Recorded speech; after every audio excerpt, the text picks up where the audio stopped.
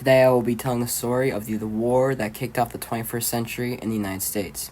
After the tragic events of 9/11, the United States was outraged with this act of terrorism on our own home soil. President George W. Bush said on the 20th of September the Taliban need to hand over al-Qaeda's leader Osama bin Laden. They quickly declined this offer and would not work with the United States, so the U.S., backed by other countries, including the U.K., began a bombing campaign. With many months of intense guerrilla warfare in urban areas in Afghanistan, on October 7th, the Northern Alliance forces and the U.S. took many Taliban strongholds, including the capital of Kabul, in mid-November. Next, the U.S. took Kandahar, signaling the official end to the Taliban regime in Afghanistan, causing al-Qaeda and Osama bin Laden to flee the country.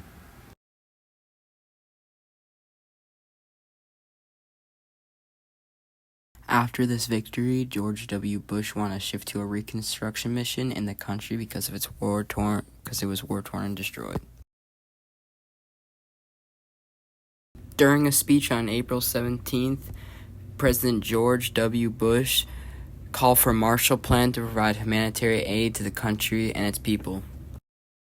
While 8,000 troops stayed in the country as an international security assistance force overseen by NATO, which helped train the new security forces of the country. Then, with the Iraq War starting in 2003, the military was shifted to Iraq to stop the dictator Saddam Hussein. With all this reconstruction underway, the country really needed to rebuild its political structure. The first democratic elections were held since the start of the war on October 9, 2004. Karazi, the new president, was elected. He went on to serve for 2 5-year terms, winning the vote for president. Now there's a new president taking over the whole Afghanistan predicament. Newly elected President Barack Obama. He made a written statement that he would send more troops.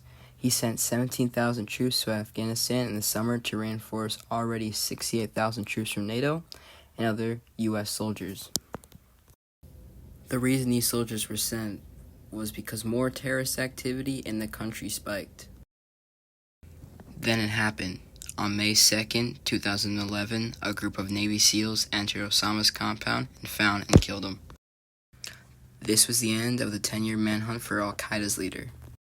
With the death of Osama, many officials and the public were wanting our soldiers to leave. Obama gave the call. 30,000 left in the summer of 2012, and all troops would withdraw in 2014. And also the 98,000 troops who were training the local forces as well. With the increase of attacks like the bombing of the Parliament building and Kabul's airport, President Donald Trump did not like this. And on April 13, 2017, he authorized the Pentagon to use the MOB, or Moab, mother of all bombs, on a remote ISIS cave complex.